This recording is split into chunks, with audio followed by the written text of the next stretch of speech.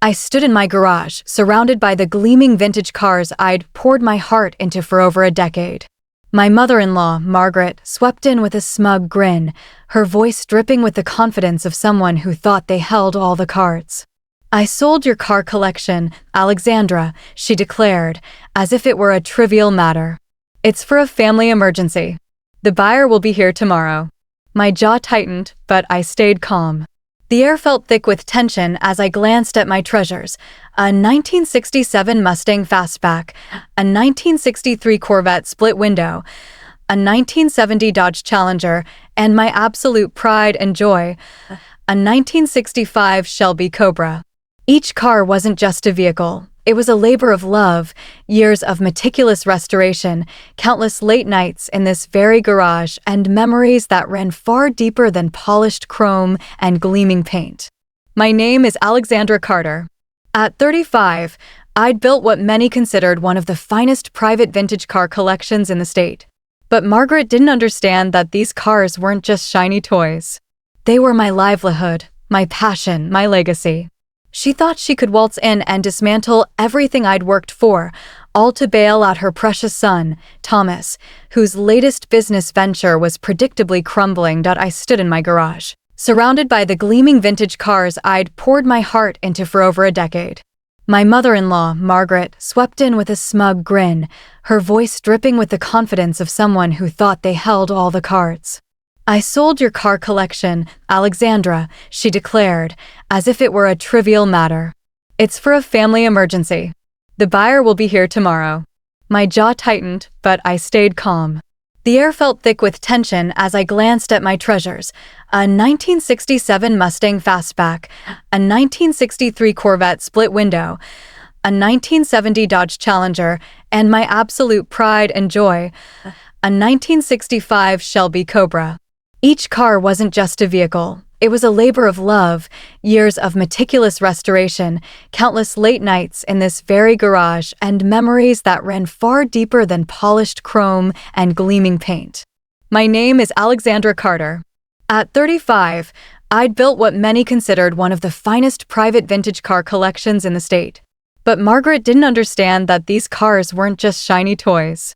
They were my livelihood, my passion, my legacy. She thought she could waltz in and dismantle everything I'd worked for, all to bail out her precious son, Thomas, whose latest business venture was predictably crumbling. "The family needs the money," Margaret continued, mistaking my silence for shock or defeat. "Thomas's business is struggling, and as his mother, I had to take action." Thomas, my husband's brother, was notorious for his string of failed ventures and his inability to manage even a penny wisely. I ran my hand along the smooth hood of the Mustang, feeling the cool, familiar metal under my fingertips, grounding me in the moment. "How much did you sell them for?" I asked, my voice steady, betraying none of the storm brewing inside. Margaret's smile widened, as if she'd won some grand victory. $800,000 for all four, she said proudly. "The buyer thinks he's getting a bargain, but it's enough to save Thomas's business." I had to bite back a laugh. $800,000? For a collection worth well over $3 million? It was almost comical. But Margaret didn't need to know that, not yet. I let her bask in her triumph, her eyes gleaming with self-satisfaction. "That's wonderful," I said, my tone deliberately calm, watching a flicker of confusion cross her face. She'd expected tears, protests, maybe even a full-blown confrontation. Instead, I was agreeing with her.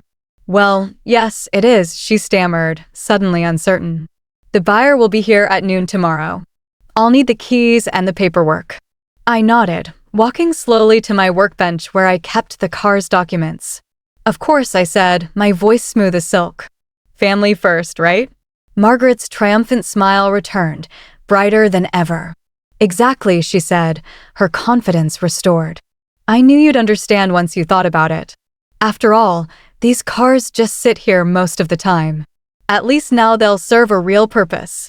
If only she knew how many purposes these cars had already served, how they'd been more than just metal to me, how they'd carried me through challenges and defined my life's work. Later that evening, as the sun dipped below the horizon, I sat in my home office, the glow of my computer screen illuminating the room. I made a phone call that would change everything. "Hey, Jack," I said when the line connected. "It's Alex. Remember that offer you made last month? Is it still open?" Jack Phillips, curator of the National Automobile Museum, had been trying to acquire my collection for their upcoming vintage racing exhibit. His offer wasn't just generous financially, it included a prestigious position as the museum's head restoration specialist, a role that would elevate my career to new heights. "Alex, of course the offer stands." Jack's voice was warm and enthusiastic. "Having your collection and your expertise would be invaluable to us. Those cars are masterpieces, and you're the best in the business." I smiled, imagining Margaret's face when she realized what was coming. "Good," I said, leaning back in my chair. "Because I have a story you're going to love." You see, what Margaret didn't know when she sold my cars was that each one was already under contract with the museum. The paperwork had been signed last week, making the cars technically museum property, with me retaining possession until the exhibit opened. Her so-called sale wasn't just void, it was outright fraud. I could have stopped her right then and there, shown her the contracts, and ended her scheme in an instant.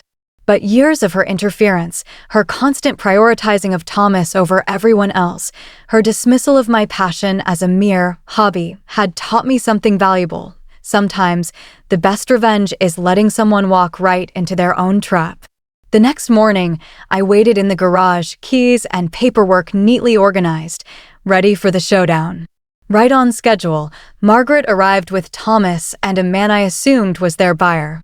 "Alexandra, this is Mr. Peterson," Margaret said, practically glowing with satisfaction, as if she'd orchestrated the deal of the century. "He's very excited about the collection." "I bet he is," I replied, my tone neutral as I watched Mr. Peterson circle the Shelby Cobra, his eyes gleaming with appreciation.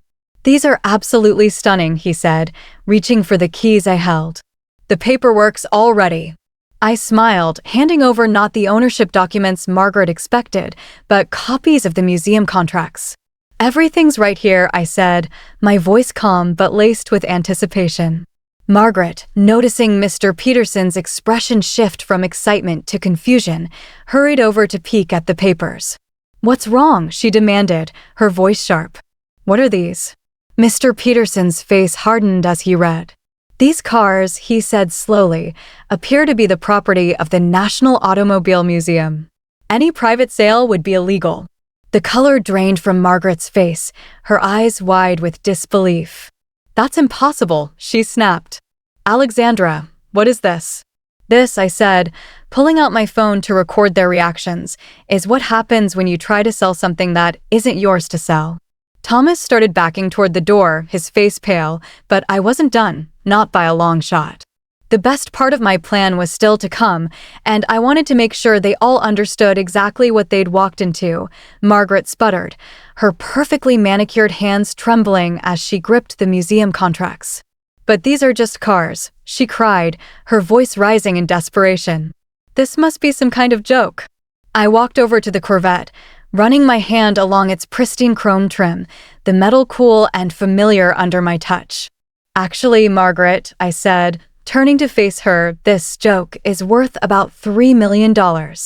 And that's before we factor in the federal charges for attempting to sell protected museum pieces." Mr. Peterson, who I'd noticed had been typing frantically on his phone, suddenly cleared his throat. "I think there's been a terrible misunderstanding," he said, his voice tight. "I should go." "Please stay," I said calmly, my eyes never leaving Margaret's. "The museum's legal team will want to speak with you about your involvement in this attempted fraud." Thomas, who had been inching toward the door, froze. "Legal team," he whimpered, his voice barely audible. "Oh, yes," I said, pulling up the security camera feed on my phone. "They're particularly interested in last Tuesday's footage, when you and Margaret came here with a locksmith to copy my garage keys. Tampering with museum property is a serious offense." Margaret's face went from pale to scarlet, her eyes blazing with fury. "You set us up," she accused. "You knew we were trying to help Thomas, and you laid a trap." "No, Margaret," I said, my voice steady but firm. "You set yourself up." I give you plenty of chances to ask about the cars, to show even a hint of respect for what I do. Instead, you broke into my garage, arranged an illegal sale, and tried to steal my life's work, all to bail out Thomas's fifth failed business venture. The sound of approaching vehicles made everyone turn. Through the garage windows, we saw 3 cars pulling up: Jack Phillips from the museum, my lawyer Emma Stevens, and a police cruiser. Margaret staggered backward, bumping into the Mustang, her hands clutching the contracts as if they could somehow save her. Thomas looked like a cornered animal, his eyes darting between the door and the approaching figures. "You called the police?" Thomas whimpered, looking more like a scared child than a 40-year-old man. "Actually, that was me," Mr. Peterson admitted, stepping forward. "I'm not really a buyer. I'm an investigator for the Insurance Crime Bureau. We've been watching your pattern of suspicious business dealings for months, Mr. Carter." Margaret's knees buckled, and she gripped the workbench for support. "This can't be happening," she whispered. "We're family." "Family?" I laughed, but there was no humor in it. "Was it family when you told everyone my restoration work was just a hobby? When you convinced James to cancel our wedding because you thought I wasn't good enough for your precious son? Thank God he had the spine to stand up to you then." Jack Phillips entered the garage first, followed by Emma and 2 police officers. His eyes went straight to the cars, checking for any signs of damage. "They're fine, Jack," I assured him, though they tried to sell the whole collection for $800,000. Jack's eyebrows shot up in disbelief. "800," he said, shaking his head. "Do they have any idea what the Cobra alone is worth?" "Apparently not," I said, watching as the officers began taking statements from everyone involved. They also didn't know about the restoration business I run, or the museum contracts, or the fact that these cars have been featured in major automotive magazines. Emma approached with her tablet, her expression all business. "We have everything we need, Alex," she said. The security footage, the fraudulent sale agreement Margaret drew up, even texts between them planning the whole thing. "Do you want to press charges?" I looked at my mother-in-law, now sitting on my work stool with her head in her hands, and Thomas, being questioned by the officers about his shady business dealings. For a moment, I felt a twinge of pity. They'd been so convinced of their own righteousness, so sure their needs trumped everyone else's. But pity didn't change facts. "Yes," I said firmly. "File everything." It's time they learned actions have consequences. Just then, my husband, James, burst through the door, having rushed home from work after my text about the situation. His eyes swept the scene, his mother, his brother, the police, the investigator, before landing on me. "Really?" he asked them, his voice heavy with disappointment. "After everything, you still couldn't just leave her alone?" Margaret lifted her tear-stained face, her voice trembling. "James, honey, we did it for Thomas, for the family." "Stop," James cut her off, his tone sharp. "Just stop. You did it because you've never accepted that Alex is part of this family, because you can't stand that she's successful at something you don't understand." He walked over to me, wrapping an arm around my shoulders, his presence a quiet but powerful show of support. "Well, now you get to understand exactly what she does," he said, his voice firm. "Because the museum's press release about their new collection and head restoration specialist goes out tomorrow." The look of shock on Margaret's face was priceless, a mix of disbelief and dawning realization. "Head restoration specialist," she whispered, as if the words were foreign to her. "That's right," Jack Phillips chimed in, his voice filled with pride. "Alexandra's reputation in the classic car world is exceptional. We've been trying to get her on board for months." As the officers led Thomas and Margaret out to discuss their charges, I felt a weight lift from my shoulders. Years of dismissal, snide comments, and backhanded compliments were finally coming to an end. 3 months later, I stood in the National Automobile Museum's main exhibition hall, watching as visitors admired my collection. The cars gleamed under perfect lighting, each one accompanied by a plaque detailing its history and restoration journey. My personal favorite was the sign next to the Shelby Cobra, restored by Alexandra Carter, head of restoration services.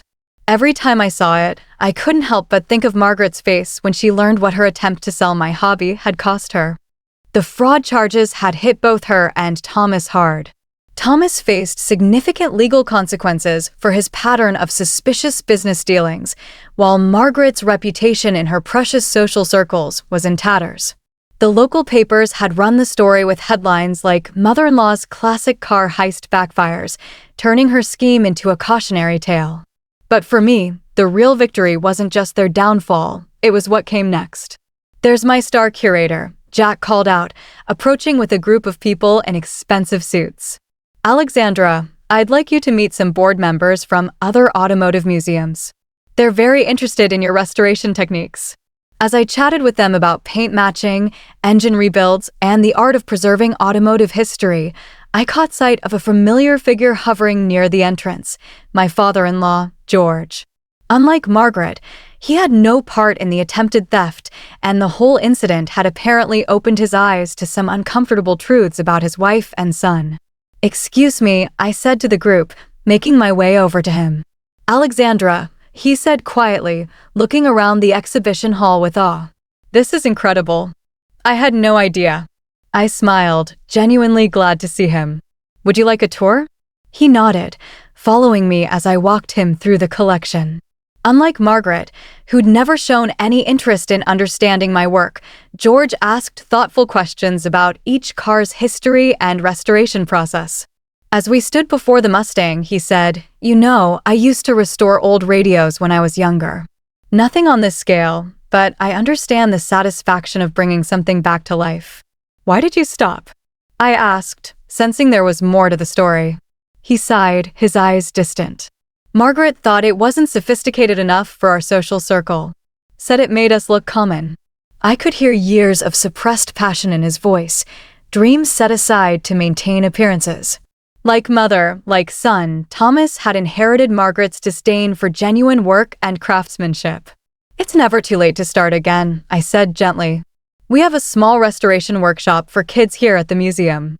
They work on old mechanical toys, learn basic tools. We could use another instructor." The look of hope that crossed George's face made me realize that maybe some good could come from all this. Just then, James appeared, carrying 2 coffee cups. "Thought I'd find you here," he said, handing me one. "Hi, Dad." "Your wife just offered me a teaching position," George said, still looking at the cars with wonder. James grinned. "You should take it. Better than rattling around that big house alone while Mom's doing her community service." Margaret's sentence had included significant community service hours at a local automotive vocational school, a detail I couldn't help but appreciate for its poetic justice. As we stood there, I noticed a young girl, maybe 12, pressing her face against the Corvette's window, her eyes wide with excitement. Her mother tried to pull her back, apologizing for the fingerprints on the glass. "It's okay," I called out, walking over. "Would you like to see inside?" The girl's face lit up as I opened the car door. "Really?" she asked, barely containing her enthusiasm. "Really," I said, smiling. "I'm Alexandra, and this is my car. Well, it's the museum's now, but I restored it." "You fixed it?" she asked, carefully sliding into the driver's seat. "By yourself?" "Mostly," I said. "Sometimes you need help with the big stuff, but yeah, I did most of it myself." Her mother watched with interest. "She's always taking things apart, trying to fix them," she said. I never know whether to encourage it or not. I thought about Margaret, about all the dreams she dismissed as inappropriate or unsuitable. "Encourage it," I said firmly, handing her my card. "We have youth workshops every Saturday. Bring her by." The girl beamed, her hands gripping the steering wheel like she was ready to race. It was a moment that reminded me why I did this, not just for the cars, but for the spark they ignited in others.